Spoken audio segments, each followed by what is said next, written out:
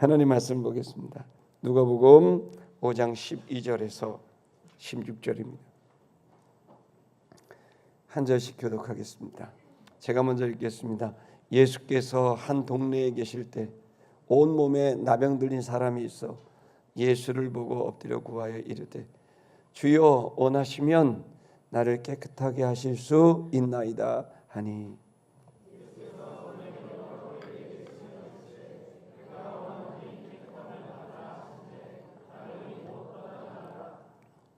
예수께서 그를 경고하시되 아무에게도 이르지 말고 가서 제사장에게 네 몸을 보이고 또 네가 깨끗하게 됨으로 인하여 모세가 명한 대로 예물을 드려 그들에게 입증하라 하셨더니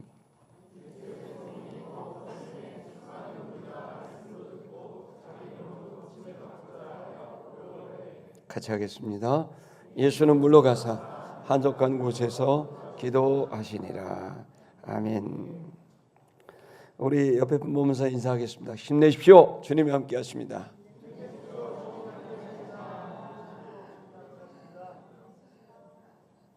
한 번 더 하겠습니다. 지치고 힘든 세상에서 고생 많으셨습니다.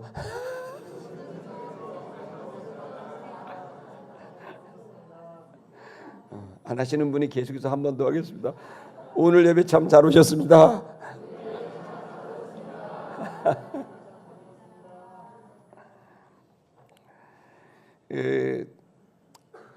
예수님이 왜 나병 환자를 고쳤을까? 이제 공생애를 시작하면서 제자를 세우고 예수님의 제자들에게 보여준 첫 번째 사건, 그것은 바로 이 나병 환자를 고치는 사건입니다. 오늘의 주제는 깨끗하게 할 수 있는 분입니다. 나병이라고 하는 것은 요즘에는 많이 없는 병이지만은 성경에서 굉장히 중요한 병입니다. 구약 성경, 신약 성경 통틀어서 나병은 전염병입니다. 그래서 전염이 강하니까 사회적으로 냉대를 받고 조롱을 받고 멸시를 받는 나병 환자들은 같이 살 수가 없어요. 가족 중에 나병 환자가 있으면은 가족과 함께 살 수 없고 그 마을에서 벗어나서 진영 바깥에서 짐승같이 광야에서 살았습니다. 또 이 나병 환자가 있게 되면은 사람들이 전염이 되니까 나병 환자는 기본적으로 자기 윗입술을 가리게 되어 있어요. 뭐 예를 들어 침으로 그런 게 나간다 그런지 모르겠는데 그래서 항상 이러고 다녔어요. 합주기처럼 이러고 다녀요. 그리고 만약에 건강한 사람이 자기한테 오게 되면은 부정하다, 부정하다. 자기에게 못 오게 자기가 부정하다고 소리를 치게 돼 있어요.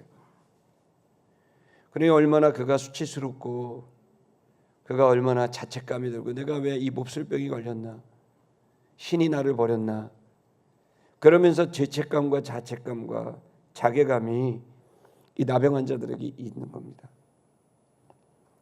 근데 어느 날 한 마을에 있을 때 예수님이 이 나병 환자를 만납니다.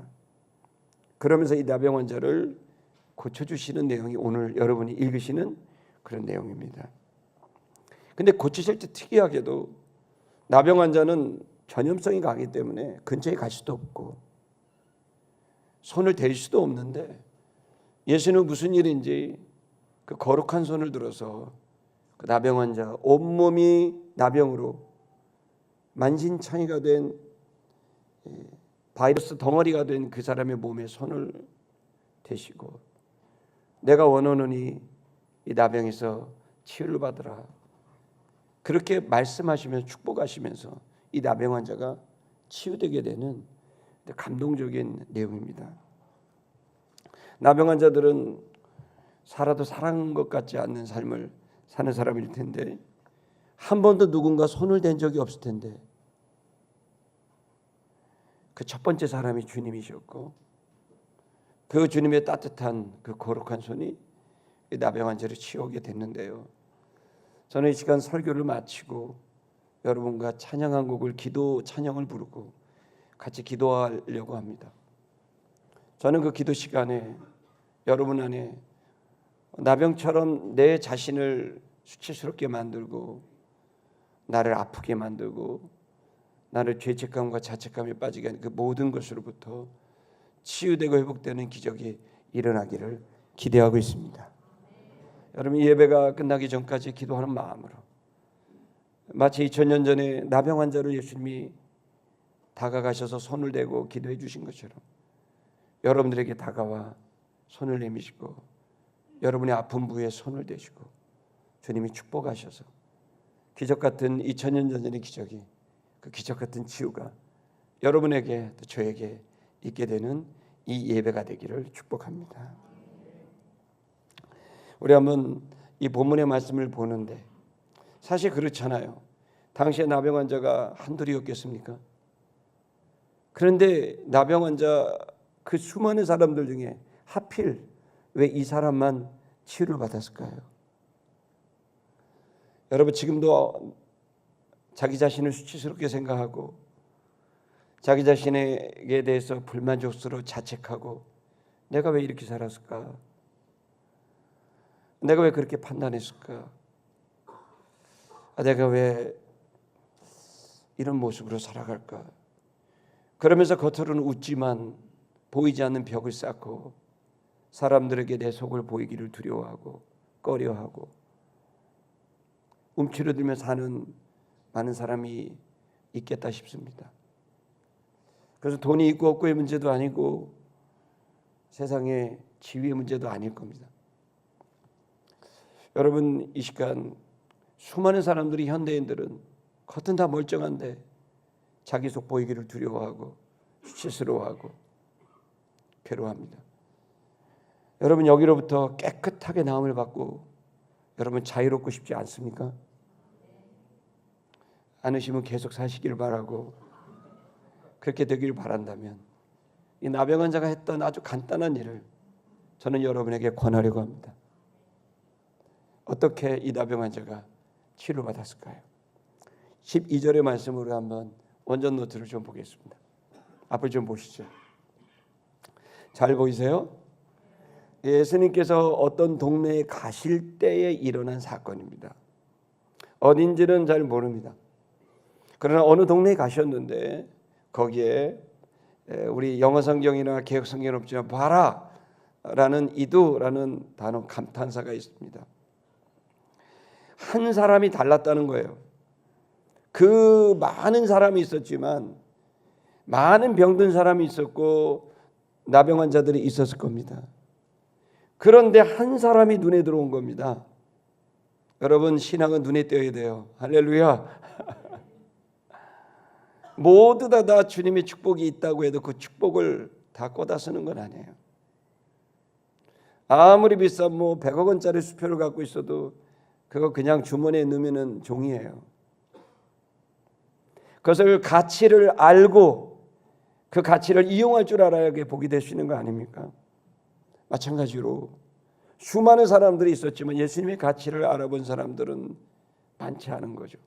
그 중에 한 사람이 눈에 띄었습니다. 그 사람은 누구였냐면 온몸이 나병으로 감염된 사람이었습니다.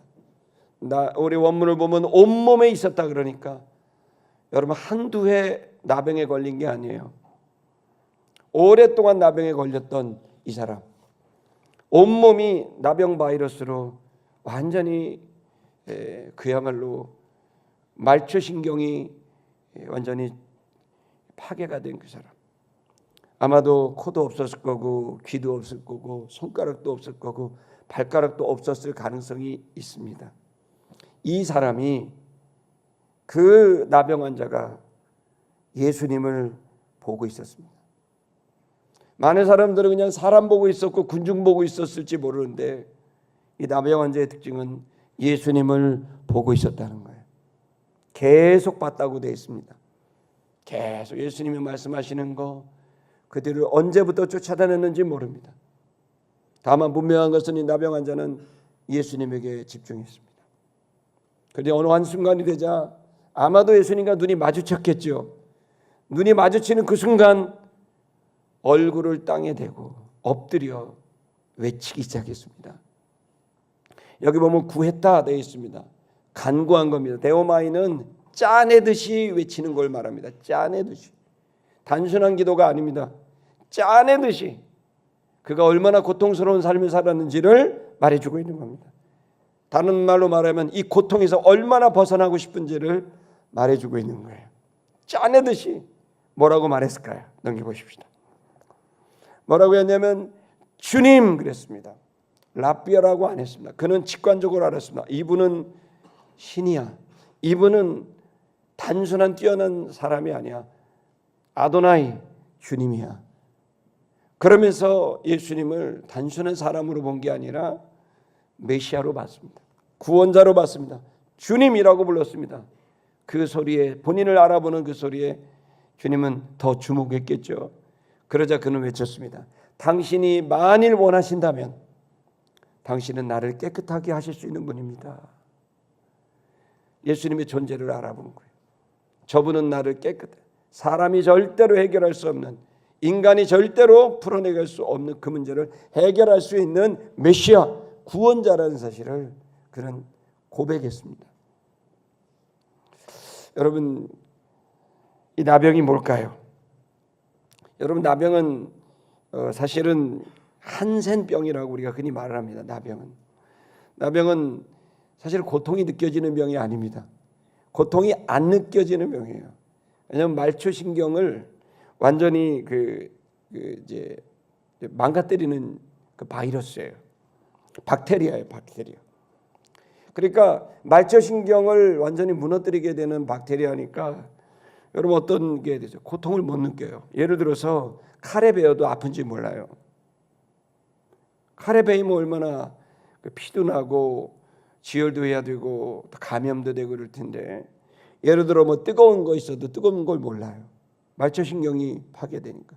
차가운 게 와도 차가운 줄 모르고. 그러다 보니까 2차 문제가 발생하는 거죠. 그거로 인해서 그 나병으로 인해서 망가지는 게 아니라 나병으로 인해서 다른 문제가 발생하는데 치료를 못하니까 거기로부터 2차, 3차 감염이 일어나고 괴사가 일어나고 절단이 일어나게 되는 거죠. 그러니까 고통을 느끼지 못해서 계속 그 문제를 방치하게 되고 결국에는 돌이킬 수 없는 지경에 이르게 된다는 의미에서 바로 영적인 죄와 똑같이 여기는 병이 나병이에요. 인간의 죄가, 그래서 죄가 무슨 문제가 있냐면 죄는 죄를 느끼지 못해요. 죄에 한번 감염이 되게 되면, 죄가 휩쓸어가게 되면 이게 죄가 죄인지를 모르게 되고 거기로부터 발생하는 문제들을 문제가 더 이상 문제라고 생각 안 하고 그냥 벌어지는 사건이라고 생각하는 거예요. 이것이 죄의 문제라고는 여기지 못하게 되는 2차, 3차의 문제, 바로 문제들, 수많은 고통과 불안과 두려움들, 이런 것들을 그냥 방치하게 만드는 게 죄라는 거죠. 결국에는 돌이킬 수 없는 지경에 이르게 되면 그 죄는 삽시간에 그의 인격과 삶 전체를 집어삼키게 되는 거죠. 곪고 썩어 들어갈 때까지 몰라요. 떨어져 나갈 때까지 그때 비로소 아이고 큰일 나네 했지만 이미 그 썩고 곪고 절단된 신체를 다시 회복할 수는 없는 거죠.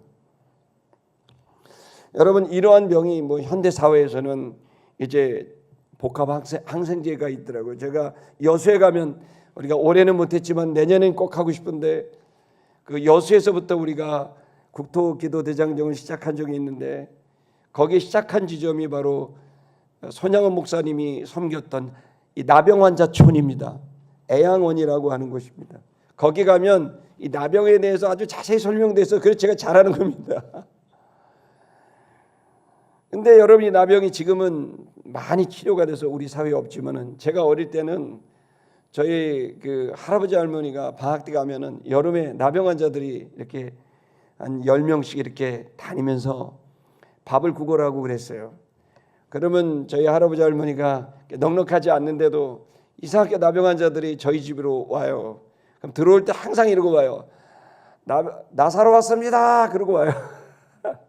그 성경에 거지 나사라고 했으니까 그분들은 직업을 가질 수 없잖아요. 전염이 있으니까. 그러니까 구걸할 수밖에 없는 거예요. 근데 참 우리 할아버지 집에 올 때 이분들은 당당하게 왔어요. 대문을 열고 나사로 왔습니다. 그러고 들어오면은 깜짝 놀라겠는 거예요. 저 어릴 때 생각에 지금 한 7, 8살 때 제가 기억에 첫 번째 게 충격이에요. 코가 없어요. 귀도 없고 손가락도 없고 그런 분들이 한 10여 명이 막 몰려 들어오는데 웬일입니까? 기다렸다는 듯이 할머니는 밥상을 차립니다.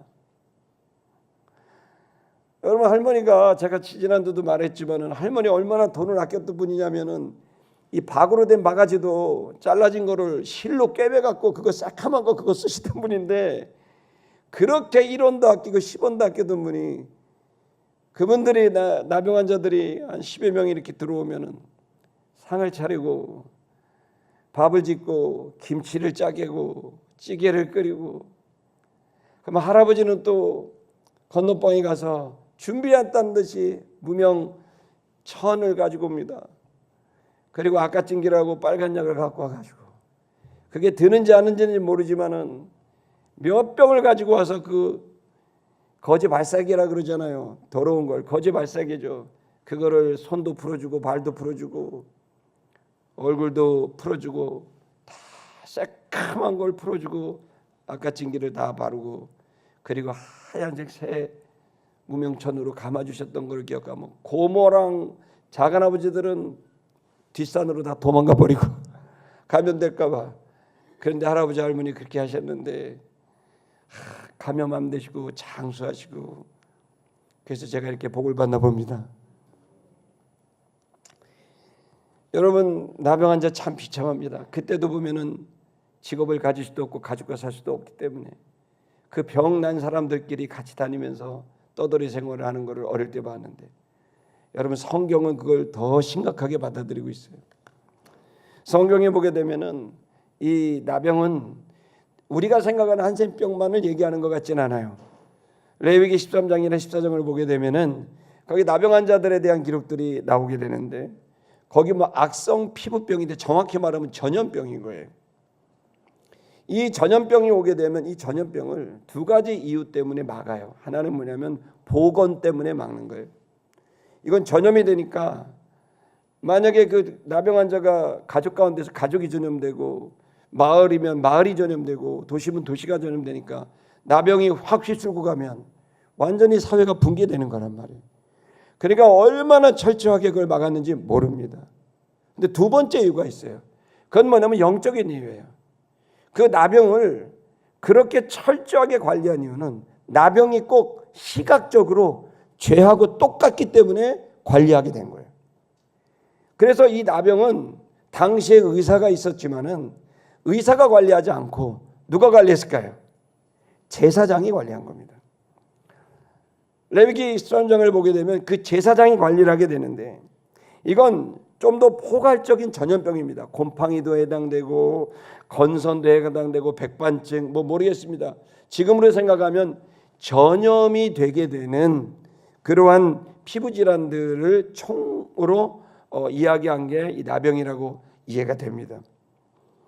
어쨌든 그런데 이걸 특이하게도 의사가 관리하지 않고 제사장이 관리했다는 것이 특이한 거죠. 그것은 바로 이것이 이스라엘 백성에게 죄가 얼마나 심각한 것인지를 시각적으로 보여주고 있는 일이기 때문에 이 나병을 제사장이 관리함으로 인해서 이스라엘 공동체 가운데 나병이 전염되는 것보다 더 위험한 건 죄악이 전염되는 게 더 위험하기 때문에 이 나병을 제사장이 관리하게 된 겁니다. 제사장이 이 나병을 관리하다가 내가 나병이 걸린 것 같고 전염병이 걸린 것 같으면 제사장에게 찾아가겠죠. 찾아가게 되면 여러분, 제사장은 그걸 보고 우묵하게 펴졌나 털이 휘어졌나 뭐 등등 이렇게 보면서 제사장이 판정을 하는데 그때 부정하다 그러면 이 사람의 운명은 그때부터 끝난 거예요. 부정하다 그러면 옷을 찢어야 되고 털을 뭐 완전 그 다음부터는 집에서 나가야 되고 마을에서 나가야 되고 조금 전에 말씀드린 처참한 삶을 살게 됩니다. 그러나 반대로 제사장이 정하다 깨끗하다 그러면 어떻게 돼요? 그러면 그는 자유를 얻게 되는 겁니다. 정상적인 삶을 사는 거죠. 그러니까 사회적인 사형 선고예요. 나병에 걸렸다 그러면 이거는 공동체에서 사형 선고고, 그리고 그 삶은 비참하게 그지없는 거죠. 여러분, 이 나병이 그래서 그렇게 철저하게 관리가 됐는데 이게 이제 죄하고 똑같기 때문에 얘기하고 있는 거라는 거죠. 이 나병이 걸렸으니 예수님을 바라보던 그 나병 환자는 얼마나 절망적인 상황에서 이 나병에서 치유함을 받고 자유를 얻기를 바라겠습니까? 여러분, 이 시간 저와 여러분에게 이 나병 환자와, 이거 나병이라 그러면 이거 뭐 나는 한센병과 관계없는데 이렇게 생각할 수 있지 모르겠지만, 가시적이고 또 육체적인 나병도 문제지만은 오늘 현대 사회에서 정말 문제는 보이지 않는 나병과 같은 죄의 문제가 아니겠습니까? 여러분, 한 사람이 죄가 들어오면 가족에게 전염이 돼요. 여러분, 한 사람이 교회에 오면 교회가 전염이 돼요. 한 사람이 회사에 가면 회사에 전염이 돼요. 여러분, 그래서 딱 보면 참 거기에는 가족이, 어쩜 가족들이 비슷한지 몰라요. 막말하는 가족들은 다 가족이 막말해요. 사람 무시하는 가족들이 있어요. 희한하게 그렇게 전염이 돼요. 그래서 그 사람이 어떠한 죄와 연약함이 있는지, 근데 더 문제는 그게 죄인지 몰라요. 그게 잘못인지 몰라요. 우리가 그런지를 몰라요. 근데 그것이 우리 속에 마치 박테리아처럼 들어와 버리면 나도 모르게 그것이 마비를 갖고 오게 하고, 그리고 그것이 그러한 실수와 잘못이 죄가 되는지를 인식하지 못하고 그대로 방치하게 되고, 그건 한 해 두 해 가면서 자식들에게 전염이 되고 아내에게, 남편에게, 부모님에게 전파가 되면, 여러분, 사실은 오늘날 많은 가정들이 깨지고 아파하고 괴로워하는 이유는 보이는 어떤 질병 때문이 아니라 보이지 않는 죄와 잘못 때문에 무너지게 되는 거 아니겠습니까? 이 시간 저와 여러분이 깨끗함을 받기를 주의 이름으로 축복합니다. 그렇다면 이 나병 환자와 같은 우리들의 모습이 오늘 이 예배가 가기 전에 여러분에게 끊어지게 되면, 여러분, 나병은 점점 더 사람을 전염시키지만, 여러분, 저와 여러분들은 왕 같은 제사장으로서 오염되고 망가져버린 사람들을 정화하고 새롭게 되는, 여러분, 귀한 제사장과 같은 역할을 감당하게 될 줄로 믿습니다. 전염병 환자가 오히려 거룩한 제사장이 되는 이 변화가 오늘 이 예배 가운데 선물로 주어지게 될 것을 기대합니다. 우리 그 다음 구절 보겠습니다. 그랬더니 뭐라고 합니까? 나를 깨끗게 하실 수 있습니다. 그랬더니 13절에 예수님께서 그 나병 환자에게 하셨던 건 손을 내밀었습니다. 거룩한 손을 들어서, 이게 손을 댑니다. 나병 환자에게 손 대면 돼요? 안 돼요? 안 되는데 예수님이 된 거예요. 예수님께서는 이 전염이 되는 게 아니라 오히려 깨끗게 하시는 손으로 그 사람에게 다가간 거죠. 이걸 어떻게 설명하고 표현할까 정말 어려운데, 분명한 사실은 주님께서 오늘 2000년 전에 나병 환자를 치유하신 것처럼 여러분들을 만지시고 우리의 마음을 만지시고 우리의 몸을 만지실 때 주님의 치유와 회복의 역사가 일어나게 된다는 걸 여러분에게 증언하지 않을 수 없습니다. 그리고서 예수님 하신 말씀이, 내가 원한다. 네가 치유되기를 원해. 네가 깨끗해지기를 원해. 네가 완전해지기를 원한다. 이렇게 말씀하시면서 너는 깨끗함을 받아라 라고 명령을 하셨어요. 그래서 어떻게 됩니까? 나병이 곧 떠나가게 됐습니다. 나병이 예수님에게 옮겨 붙은 게 아니라 그 나병은 온데간데 없이 어디론가 나병은 떠나가 버리게 된 거죠. 여러분, 거듭 여러분에게 도전합니다. 주님의 치유와 회복, 신유의 역사를, 우리가 디바인 힐링이라 하는데, 주님의 영적인 치유와 회복이 여러분과 여러분의 가정과 우리 모두에게 있게 되기를 바라고, 지금 대한민국이 너무나 큰 죄가 관영합니다. 거짓말이 이제 일상화됐습니다. 대한민국은 정직한 나라였는데 거짓말하는 나라로 바뀌었어요. 그래서 외국 학자들이 글을 읽게 제가 한번 본 적이 있는데 한국 사회를 뭐라고 평가하냐면 여러 가지 현상 중에 최근에 일어난 현상이 언팩트 문화라는 거예요. 언팩트 문화.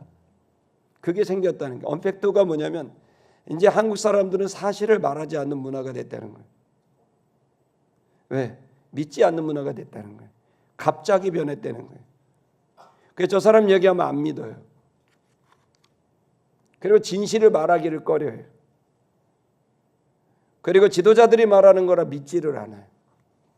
근데 그걸 그대로 다음 세대가 전염이 됐어요.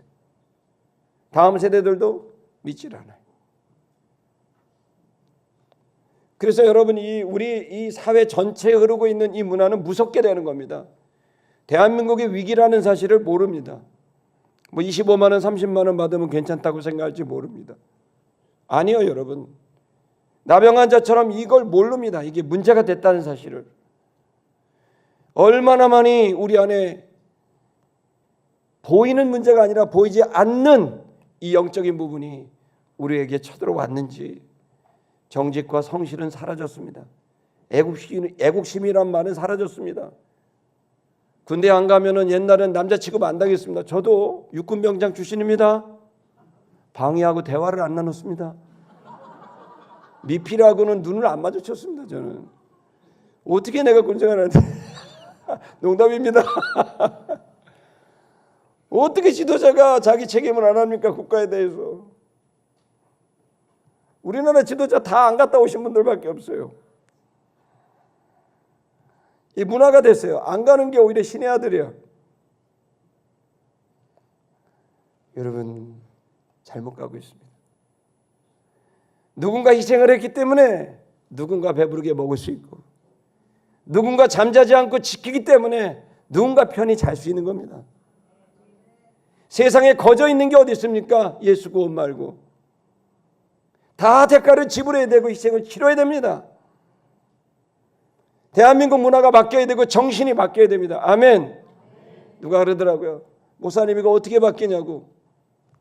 언제부터 이렇게 바뀌었냐고 대한민국이. 제가 그랬어요. 서서히 바뀌었다고. 어떻게 바뀔 거냐고 그러길래 서서히 바뀔 거라고.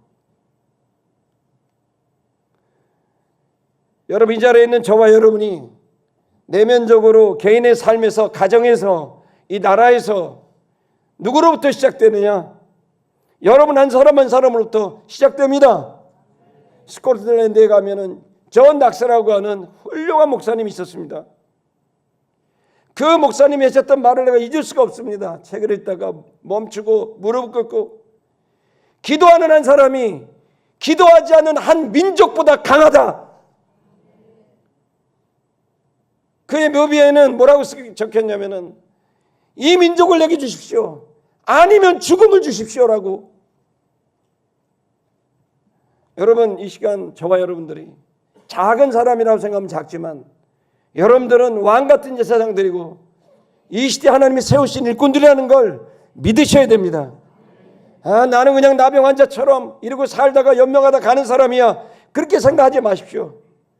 여러분들은 이 시대에 여러분의 가족들을 바꾸라고 책임지라고 교회를 책임지라고 바꾸라고 이 사회를 바꾸고 시대를 바꾸라고 반동강이라는 이 한반도를 병든 한반도를 반쪽난 한반도를 다시 통일을 만들라고 열방을 책임지는 나라가 되라고 5,000년 동안 그야말로 비굴하게 살았던 너희 민족 이 민족에게 복을 주고 은혜를 주신 이유는 5,000년 동안 비굴하게 살았지만 이제 세계 모든 민족에 뛰어난 민족을 만들었으니 세계 모든 민족을 섬기는 나라가 되라고 우리를 세우셨다고 복을 주셨다고 저는 믿고 있습니다. 그렇다고 한다면 여러분 이제 우리는 높은 의식을 가져야 됩니다. 하나님의 아들이라는 높은 의식을 갖고 사명자라는 높은 의식을 갖고 내 하나가 내가 아니라 내 하나가 내 가정이고 내 하나가 내 교회고 내 하나가 이 나라고 내 하나가 인류다라는 이 생각을 갖고 여러분과 저가 열심히 애쓰기 되기를 축복합니다.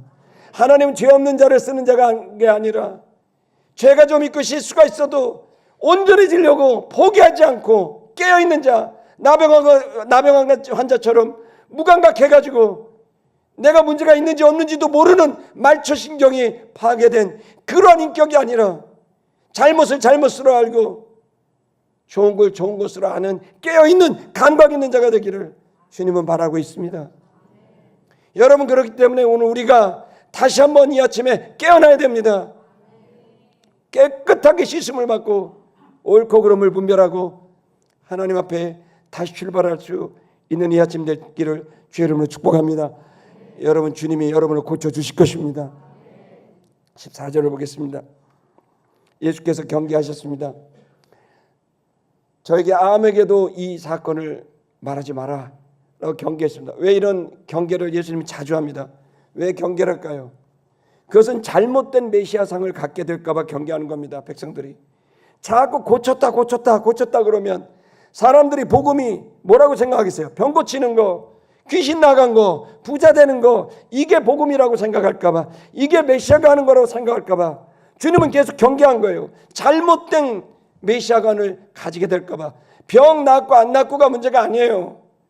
우리가 거룩하고 성결한 주의 백성이 되는 것이, 죄를 없애고 우리가 거룩한 백성으로 쓰임받게 되는 것, 여러분, 이것이 주님이 원하시는 메시아가 온 목적이라는 걸 믿기를 축복합니다. 그 경계를 하시고 그리고는 주님께서 말씀하셨습니다. 야, 너 제사장에게 가서 네 몸을 보여라. 네가 나았으니 보여라 라고 했습니다. 여러분, 생각해 보세요. 문둥병자가, 나병 환자가 자기를 보고 보이다가 괜히 안 낫는데 면박받으면 어떻겠어요? 그러나 나병 환자는 여지없이 자기가 낫다고 믿고 있었습니다. 저는 생각합니다.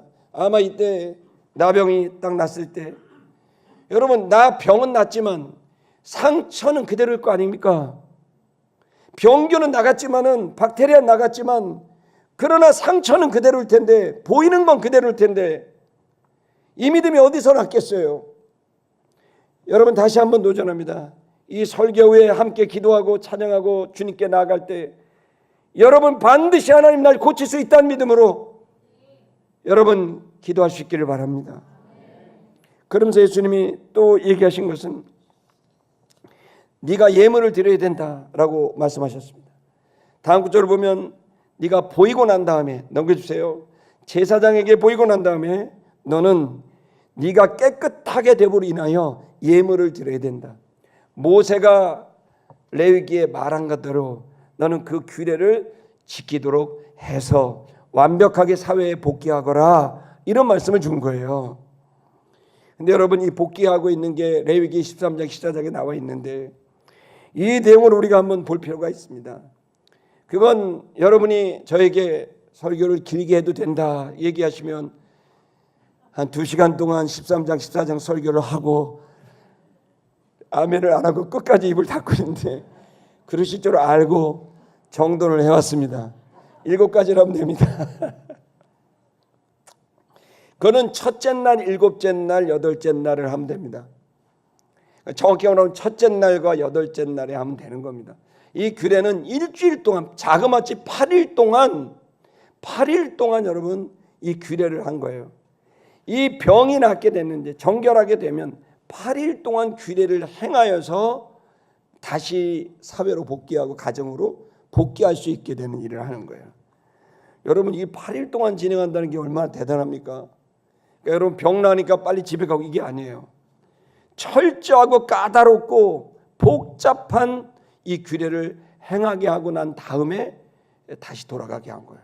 한번 볼까요? 여러분, 저만 보시면 됩니다. 첫째 날은 뭐를 하냐면 2마리의 새를 가지고 와야 됩니다. 새를 사오든지 잡아오든지 해야 돼요. 2마리의 새를 가져옵니다. 2마리의 새의 의식입니다. 2마리의 새를 갖고 오면 첫째 날입니다. 2마리 새를 갖고 오면 1마리 잡아 죽입니다. 피를 짭니다. 그리고 그 피를 살아있는 새에게 묻힙니다. 그리고 피가 묻은 거 살아있는 새를 날려보냅니다. 왜 그럴까요? 그것은 그 피로 죽은 그 새는 바로 그가 가지고 있는 바로 그 질병이 끝났고 죽었고 죄가 죽었고 이제는 그 옛날에 있었던 환자가 겪은 영혼 그 죽음 고통이 끝났음을 말해주고 있는 것이고, 그리고 그 피를 살아있는 새에다가 이렇게 묻혀서 날려보내는 것은 그 저주로부터, 그 고통으로부터 완전한 자유가 임한 것을 상징하고 있는 거예요. 그래서 여러분, 완전히 그 피로 말미암아 이제는 그는 이전 것은 끝났다고 하는 것이고, 그 새의 자유로 말미암아 나도 자유로운 삶을 시작하게 됐다는 것을 말씀하고 있습니다. 그걸로 끝나는 게 아닙니다. 그 예식이 끝나게 되면, 그러면 반드시 뭐를 하냐면 온몸의 털을 밀어야 됩니다. 온몸의 털을 다 밉니다. 그리고 삭도로 완전히 밀고 난 다음에, 그 다음에는 옷을, 입었던 옷을 완전히 빱니다. 옷을. 만약에 이 사람이 문둥병이다 그러면 찢어야 되고, 문둥병에서 나와서 정하다 그랬으면 어떻게 해요? 씻어야 돼요. 다 빨아요.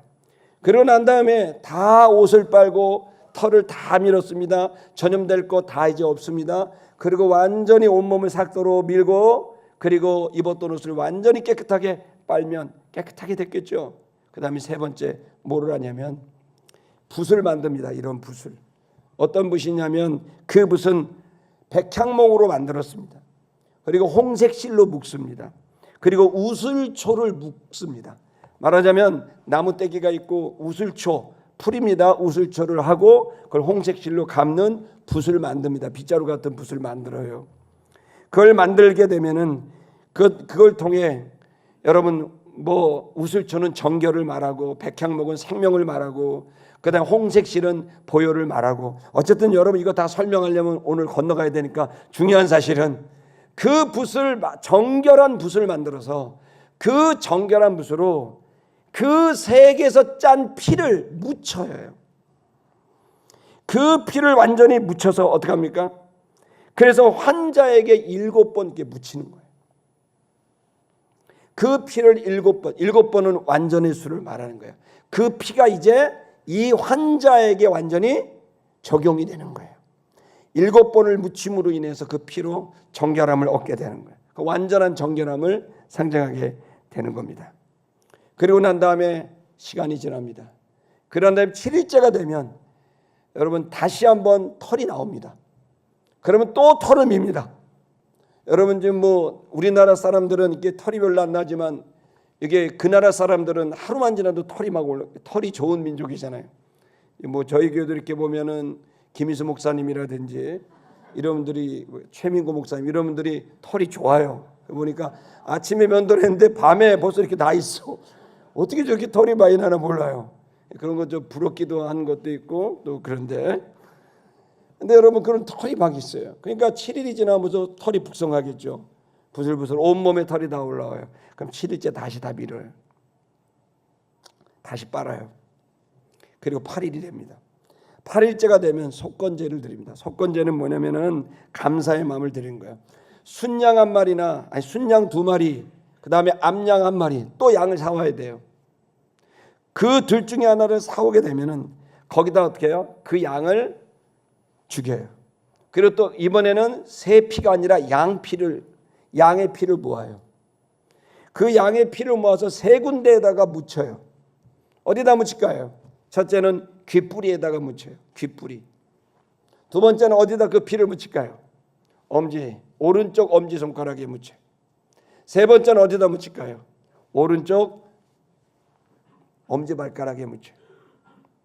여러분 왜 이렇게 묻힐까요? 그 피를. 그건 이제 네가 사회에 복귀하기 전에, 가정에 복귀하기 전에 네 귀가 정결하게 돼야 돼. 이제 세상의 소리가 아니라 하나님의 말씀을 들어야 돼. 네 귀가 뚫려야 돼. 성령의 소리, 하나님의 소리, 신의 소리를 들을 수 있어야 돼. 여러분 사람은 잘못된 걸 들으면 잘못됩니다. 여러분 어떤 소리를 듣느냐에 따라서 완전히 결정됩니다. 일주일 내내 위두어 국도 복음한국 통일하고 뭐 그러니까 계속 귀로 들으니까 입만 열면 복음한국, 일만 열면 통일한국, 일만 열면 기도하라면 성경한국, 그렇게 되는 거와 똑같이 계속 귀로 듣는 것이 나오게 되어 있는 거예요. 그러므로 여러분 무엇을 듣느냐가 여러분의 인격과 운명을 결정한다는 것을 아셔야 됩니다.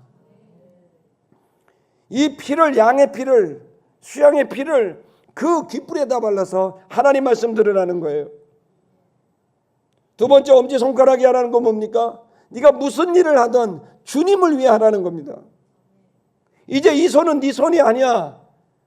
더러웠던 네 손이 아니야. 이제는 깨끗한 손이 됐어. 하나님이 원하는 일을 해. 엄지발가락에 피를 묻히는 것은 네가 가고 싶은 데 가지 마. 주님이 원하는 대로 가. 주님이 원하는 여정, 주님이 원하는 사역, 주님이 원하는 말씀을 들으라는 거예요. 그걸로 끝난 게 아닙니다. 또 끝나고 나면 이번에는 암양이나 부자는 암양을 갖고 오고 가난한 사람은 비둘기 가져옵니다. 그러고 난 다음에 그 암양과 그거를 가지고 어떻게 해요? 또 죽여요. 그 다음에 뭐야? 또 피를 짜요. 여러분 이 죄 때문에 나병 때문에 여러 마리 죽습니다.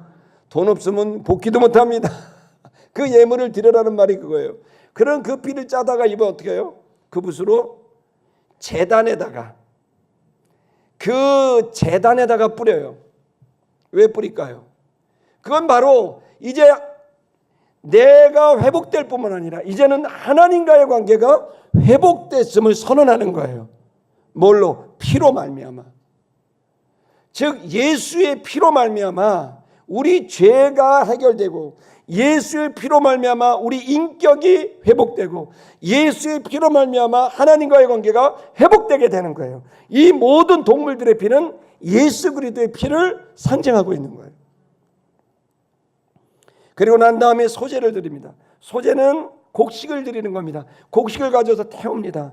또 번제를 드립니다. 그 양과 비둘기 죽었던 것을 완전히 불로 태워서 하나님께 올려서 온전한 헌신. 번제는 온전한 헌신이에요. 번제는 하나도 남기면 안 돼요. 다 태워야 돼요. 온전한 헌신. 소제는 감사.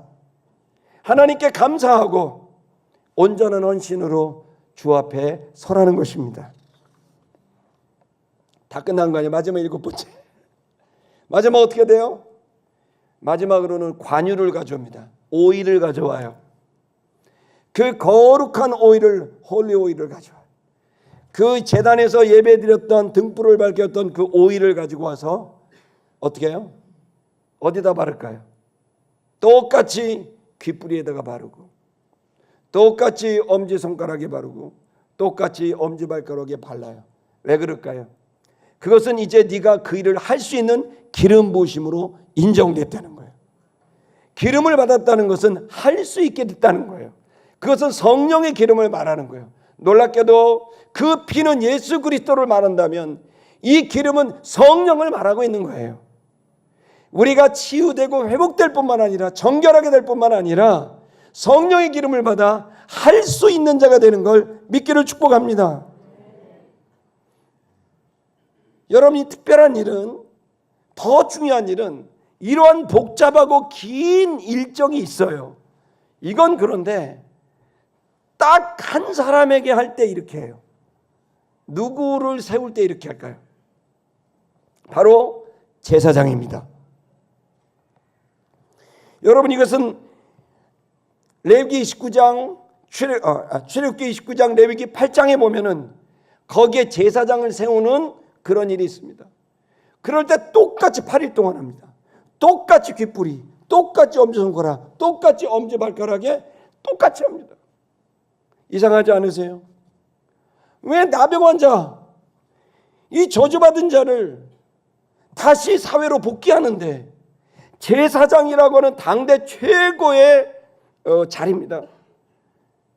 그 어떤 자리보다도 고귀한 자리가 제사장인데 그 최고의 고귀한 자리를 주게 되는 제사장 임직식에서 쓰는 방식을 이 나병 환자가 회복되는 일에 그대로 사용하고 있느냐? 이것은 바로 복음이 들어가 있는 거예요. 바로 저주받은 자가 거룩한 제사장이 된다는, 완전히 짐승처럼 살고 더럽고 추하고 냄새나던 이런 존재가 그 예수 그리스도의 보혈과 성령의 기름 부으심으로 가장 고귀한 존재가 된다는 사실을 말해주고 있는 겁니다. 그래서 베드로서에서는 이 부분을 말씀하면서 왕과 같은 제사장이다라고 말한 거예요. 그 구절은 바로 이걸 얘기한 거예요. 우리는 거지 같았지만 이제는 왕과 같은 자가 됐다. 우리는 저주받은 그런 짐승 같은 자였지만은 이제는 고귀한 제사장이 되었다. 그걸 누구 때문에? 예수가 그 피를 흘림으로, 성령의 기름을 부음으로 저주받았던 우리는 축복의 거룩한 제사장이 됐다는 이 놀라운 복음을 설명하기 위해서 이 놀라운 제사 절차가 있게 된 겁니다. 여러분, 오늘 이 시간 다시 한번 저와 여러분이 이 예수 그리스도의 보혈과 성령의 기름 부으심을 받게 되기를 축복합니다. 다시 귓불이에 피를 뿌리고 다시 귀에 기름을 발라야 됩니다. 다시 손에 피를 뿌리고 다시 손에 기름을 발라야 됩니다. 다시 발에 피를 뿌리고 다시 발에 기름을 부어서 저와 여러분이 왕같은 제사장으로 재헌신하는 저와 여러분 되기를 주 여러분 축복합니다. 여러분이 이처럼 놀라운 은혜를 우리들에게 주신 것이죠. 15절의 말씀을 보겠습니다. 15절. 자, 이렇게 놀라운 변화를 예수님이 친히 보여주시면서 레위기서에 있었던 출애굽기에 있었던 말씀들을 응하시면서 저처럼 저 나병한 자가 이제는 거룩한 왕 같은 제사장이 되는 거야 라고 말씀을 하시듯 예수는 그렇게 사람들을 치유하고 회복하기 시작했습니다. 그러자 소문이 퍼졌습니다. 허다한 사람들이, 너무 많은 사람들이 예수님께 몰려왔습니다. 왜 몰려왔을까요? 말씀을 들으니 그 말씀이 참 귀하고 또 병도 낫게 되니 와서 예수님에게 조아리게 된 겁니다. 자, 이렇게 사람들이 오게 되면 우리 같으면 어떻게 되겠어요? 야, 드디어 사람들이 온다. 야, 드디어 이제 잘 되나 보다. 내가 나사렛에서 고생했는데 드디어 성공하나 보다. 이렇게 생각하지 않아요. 예수님은 지금 이 땅에 온 이유와 목적을 정확히 한 거예요. 예수님은 생각한 거예요. 나한테 시간이 많이 없어. 이 사람들 하나하나 다 찾아갈 수도 없어. 이 병 하나하나 고쳐줄 수도 없어. 이 문제 하나하나 풀어줄 수 없어. 나에게는 시간이 정해져 있어. 내가 해야 될 일은 이 모든 거의 근본적인 문제인 이 죄에 대한 값을 치르는 일이야. 예수님의 관심은 현상이 아니라 본질이었어요. 그곳을 향해 가야 됐기 때문에 사람들이 얼마나 밥 먹자 그랬겠어요. 얼마나 좋아하고 같이 있자 그랬겠어요. 얼마나 집에 오라 그러겠어요. 저도 약간 그래요. 할렐루야. 밥 먹자는 사람도 엄청 많고 어디 가자고 놀러 가자고 뭐 미국 가자 어디 그런 사람 많아요. 저는 일로만 가요. 할렐루야. 근데 그런 거 좋은데 할 일이 너무 많아. 제가 예수님이 비교하는 건 아니라 저도 이런데 예수님은 얼마나 더 바쁘시고 얼마나 많은 기회를 얻으셨겠어요. 근데 거기에 갈 여유가 없는 거예요. 그분은 오직 한 곳을 향해 가요. 십자가를 향해. 그래서 16절 보겠습니다. 16절. 예수가 한적한 곳에 가셨다. 에레모스 한적한 곳에. 왜요? 흔들리지 않고 그 길을 가야 되니까. 흔들리지 않고 아버지 하나님이 나에게 말씀하신 길을 가야 되니까 기도하러 가는 거예요. 여러분 바쁘실 거예요. 많은 사람이 여러분 보고 만나자, 밥 먹자, 같이 뭐 좀 하자 할 일이 많겠죠. 근데 여러분이 이 땅에 온 이유와 목적이 없을까요? 있어요. 여러분에겐 시간이 많지 않아요. 지혜가 필요해요. 뭔 선택해야 되고 뭔 버려야 돼요. 여러분 제가 이번에 저도 이제 왼쪽에 엄지발톱하고 네 번째 발톱이 빠졌어요. 걷다 보니까 어떻게 빠졌어. 그래서 뭐 걸으니까 돌이 들어왔는데 걔가 자꾸 있는데 이걸 벗으면 못 걸을 것 같고 그냥 가자. 저 한 7, 8시간 계속 걷거든요. 멈추면 못 가요. 그래서 계속 이러고 가요. 이러고 가요. 그랬더니 36km 뭐 이렇게 가더라고. 근데 제가 그러면서 계속 그 돌이 생각이 나. 주님이 묵상이 돼야 되는데 돌이 묵상이 돼. 이 새끼 얼른 갔지. 이거 이놈 시키고 그러면서 막 돌이 왜 이렇게 싫어? 돌이 요로 갔다 저로 갔다. 좀 신발을 좀 요즘 새 거 샀어야 되는데 한 7년 전 거 나이키 신발을 사려는데 그 틈으로 계속 돌이 들어가고 나중에는 걔가 발톱 사이에 들어갔는데 계속 가다가 딱 봤더니 발톱이 딱 뜨더라고요. 그래갖고 이제 발톱이 빠졌는데 걔 돌 때문에 떴어요. 근데 가는데 계속 가다가 막 너무 아프고 그런데 멈출수록 갔는데 제 마음속에 딱 생각드는 거예요. 그런들 고통이 온들 너는 이 고통과 씨름하겠냐? 네가 이 걸음을 나선 일에 씨름하겠냐?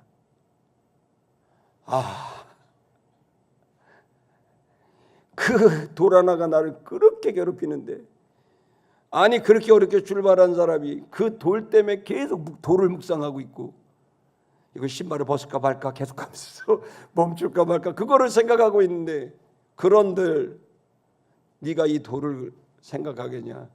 네가 나선 일을 생각하겠냐? 그러면서 딱 떠오르는 게 또 있더라고요. 제가 신학교 다닐 때 라틴어 이렇게 특강으로 배웠는데 그 선생님 라틴어 이제 신학하려면 복잡해요. 독일어도 해야 되고 라틴어도 해야 되고 되게 많아요. 근데 라틴어 선생님이 딱 오더니 저한테 한 말이 그 수업이 있어요. 첫 단어가 뭐냐면 메멘토 모리 그러는 거예요. 그 라틴어로 적는 거예요. 메멘토 모리. 메멘토 모리가 뭐죠? 네가 죽는다는 걸 기억해라. 충격적인 말이죠. 네가 죽는다는 걸 기억해라. 그 말은 뭐예요? 너에게 많은 삶이 주어지지 않는다. 저는 여러분에게 도전합니다. 여러분의 삶이 메멘토 모리. 여러분도 죽습니다. 제가 이걸 저희 딸한테 메멘토 모리 그랬더니 저희 딸이 하는 말이 올 때는 순서가 있어도 갈 때는 순서가 없습니다. 좋아요. 청년 여러분, 여러분의 삶은 죽습니다. 이렇게 걸어올 수 있는 시간이 얼마나 남았을까요? 그런데 그 선생님이 그 다음에 했던 말이 생각이 나요. 아래다가 메멘토 아모리스. 네가 사랑해야 된다는 걸 기억해라.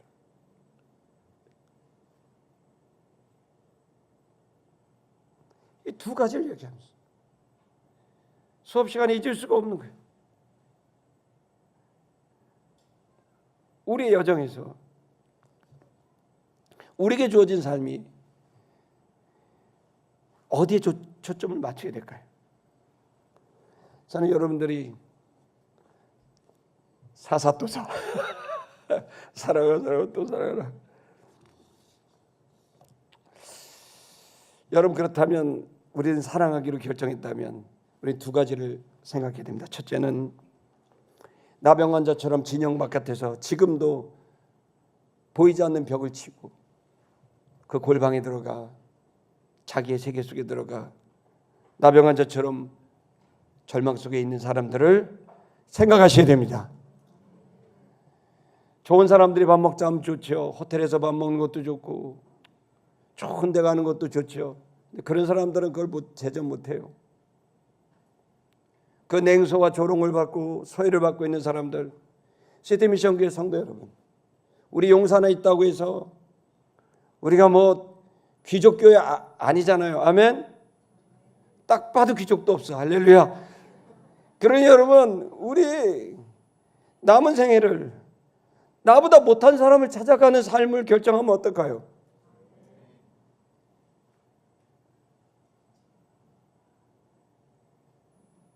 우리는 알 수 있어요. 저 사람 마음 아파할 걸. 근데 지켜봐야 돼요. 보지 않으면 몰라요. 사람들은 다 웃고 있어요. 여러분과 저가 남은 생활이 있다면 메멘토 모리만 생각하지 말고 메멘토 아모리스를 생각하고, 그러려면 여러분이 힘이 있어야 됩니다. 아멘입니까? 전 그 시작을 어디로부터 해야 되느냐? 그럼 그걸 어디서부터 배울까요? 사랑하는 법을 어디서 배울까요? 사랑하는 법을 어디서 배울까요? 교회에서 배워야 됩니다. 교회는 감염자들이 와서, 죄송합니다, 박테리아 감염자들이 와서 그 치유함을 받고 깨끗함을 받아 가정으로, 일터로, 학교로 들어가서 그 사람들을 치유하는 작은 예수가 되는 겁니다. 그걸 우리가 배워야 됩니다. 저는 여러분에게 오늘 잠깐 그걸 배워드리고 싶습니다. 첫째, 옆에 사람 한번 보십시오. 우리 옆에 사람 보세요. 좀 보고 얼굴을 보시라고요. 자, 보셨어요? 다가가세요. 좀 더 다가가라. 엉덩이를 옮기세요. 뭐 하시는 거예요 지금? 부부끼리라도 좀 한번 봐봐요. 지금 잠잘 때 보고 막 칵칵 그러지 마시고. 다가가셨어요? 다시 보세요. 그냥 보시기만 하라니까요. 인상 쓰지 마시고. 아직 배워드리는 거예요. 눈을 보세요.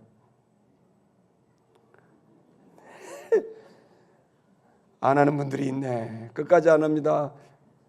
자, 그 다음 어떻게? 좀 미소를 지어보세요. 이렇게 보세요. 자, 이렇게 말하세요. 오늘 여기 와주셔서 참 좋네요. 아멘. 교회에서 물어보지 말아야 될 질문이 있어요. 직업이 뭐예요? 어느 아파트 사세요? 연봉은 얼마세요? 난 이 사람 진짜 아주 그냥 신천지 아니야? 아주 제일 나빠. 아니, 교회가 그 사람을 평가하거나 뭔가를, 이게 아니에요. 그냥 우리는 누구나 맞이하는 곳이에요. 그냥 와줘서 고마운 거예요. 아멘. 완벽한 척, 성공한 척 할 것도 없어요. 가면 벗는 거예요. 페루제나래요. 가면 벗는 거예요. 우리도 우리 자신이 죄인이고 연약하다는 걸 인정하고 다가가는 거예요. 여러분, 어떤 사람이 나한테 그러더라고요. 목사님, 교회에 방문자 안 받는데 등록을 잘 안 해요. 목사님 막 저한테 그러더라고요. 그래서 등록할 수 있는 방법 좀 가르쳐 주세요. 그래서요. 그랬죠. 그래서 등록을 왜 안 하는 것 같더니 하는 말이, 목사님 소리가 좀 긴 것 같아요. 그리고 좀 어려워요. 막 그러더라고요. 그래갖고 내가 단호히 말했어요. 아니다. 제가 목회 40년 했잖아요. 여러분, 어떻게 하면 등록하는 줄 아세요? 담임 목사 때문이 아니에요. 지금은 옆에 사람 때문이에요. 옆 사람이 냉대하고 옆에 사람이 미소 없고 옆에 사람이 무관심하면 안 다녀요. 저 잘못 아니에요. 이제 똑바로 하세요. 입은 삐뚤어도 말은 바르게 하라고. 아니, 이거 그냥 데이터예요. 여러분, 교회는 하나님을 아는 사람 하나님 때문에 오지만은 하나님 모르는 사람들은 사람 보러 와요. 답답해서. 근데 옆 사람이 자기네들끼리 노네. 제가 말했잖아요. 교회가 어느 순간 부흥하다가 딱 멈춰요. 왠지 아세요? 분위기가 좋아서. 왠지 아세요? 자기들끼리 좋아. 맨날 놀러 다녀. 맨날 뭐해? 자기들끼리만. 교회 와도 절대 안 봐. 자기들끼리 얘기해. 다른 사람 지나가도 눈도 안 마주쳐. 미소도 안 줘. 정확하게 멈춰요. 저는 여러 번 경험했어요. 그래서 제가 여러분에게 혼내는 거예요. 사람을 보면 인사할 줄 알아야지. 제가 민중이와 민주를 키우면서 3가지만 하라 그랬어요. 첫째, 사람 보면 인사해라. 두 번째, 책을 읽어라. 저는 여러분에게 도전합니다. 똑같이 말합니다. 책을 읽어라. 성경을 읽거라. 그리고 제발 인사 좀 해요. 그건 우리의 가장 작은 헌신이에요. 그리고 이걸 배워야죠. 만약에 보세요. 교회에서 새로운 사람이 왔는데 인사 안 하고 가죠. 그 사람 정확하게 사회 가도 인사 안 합니다. 교회에서 어려운 사람 있는데 그냥 외면하죠. 사회에 가도 절대로 어려운 사람 안 돕습니다. 교회에서 하는 게 곧 일상이 사는 겁니다. 여러분 배우셔야 됩니다.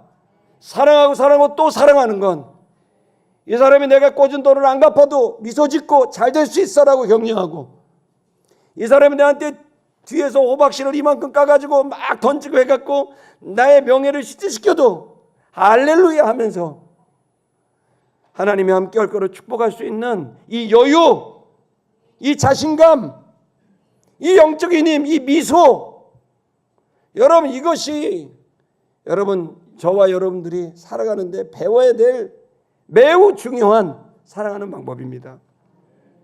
우리 옆에 사람 보면서 이렇게 인사하겠습니다. 사실 저도 많이 힘든 부분이 있어요. 사실 저도 부끄러울 때가 많아요.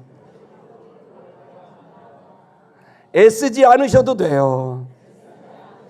주님은 당신을 좋아하세요. 그 다음에 악수 한번 하겠습니다. 톡톡 어깨를 두드리겠습니다. 그 다음에 마지막 인사하겠습니다. 예배는 나가든 제가 차 한잔 대접하겠습니다. 하세요 빨리. 나가든 제가 차 한잔 대접하겠습니다. 이거 빨리 녹음해도 이거 빨리 녹음해도 차 한잔 산다 그랬어요. 옆에 사람 보고 그럼 사셔야지. 여러분 주는 자가 돼야 돼요.